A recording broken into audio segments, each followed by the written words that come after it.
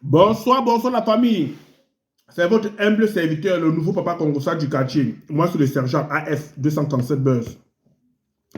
La vidéo de cet après-midi, mes amis, c'est pour parler de Bobda. Bobda. Avant de parler de lui, regardez un peu cette vidéo après avoir fait un bref débriefing. Dominus vobiscus, sempre in tasoro bolambalande deliria. Amen. Un peu tardé, voici les images. Hervé Bobda et 6 autres personnes ont été déférées ce mercredi matin devant le tribunal de grande instance du Vouri. Le tribunal militaire s'est déclaré incompétent pour traiter du dossier.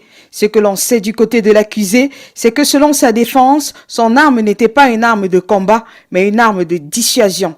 Pour la défense des victimes, rien ne garantit que les perquisitions ont été faites où elles auraient dû.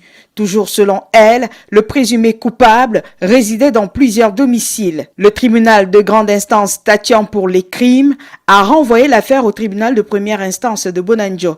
Selon lui, les chefs d'accusation portés contre Hervé Bobda sont des délits. Il s'agit d'accusations de viol en réunion, détention et port illégal d'armes, recel de malfaiteurs, homosexualité, escroquerie, menace sous condition, transmission de maladies contagieuses, tentative d'enlèvement sous la menace d'une arme, blessures légères.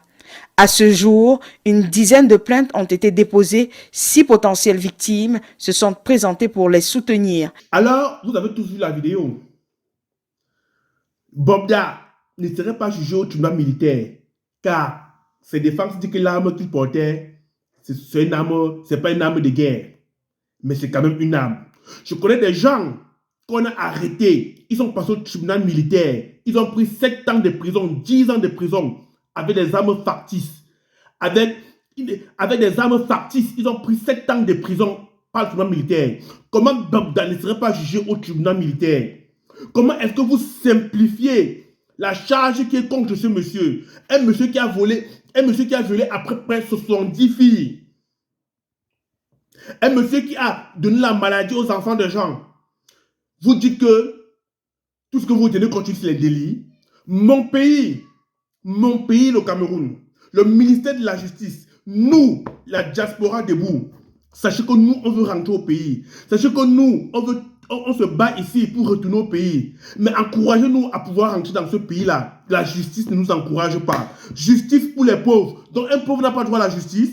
Si c'était l'enfant d'un ministre qu'on avait violé, si c'était l'enfant d'un gouverneur qu'on avait violé et transmis la maladie, je pense que le monsieur là aurait pris 100 ans de prison ferme. Mais comme c'est les enfants des pauvres, comme c'est les enfants de Warman, comme c'est les enfants de sous-quartier, je pense même que Bobda serait libéré. Hein. Je pense que... Écoutez, si vous avez bien écouté ce journal, Bobda risque d'être libéré. Car ces charges reportées sur les charges, les délits, c'est des... Tu ne peux pas aller en prison pour un délit. La plupart des temps, quand tu commets un délit, c'est des amendes. C'est des amendes où c'est de la prison avec quoi? La prison avec suicide. C'est les amendes ou la prison avec suicide.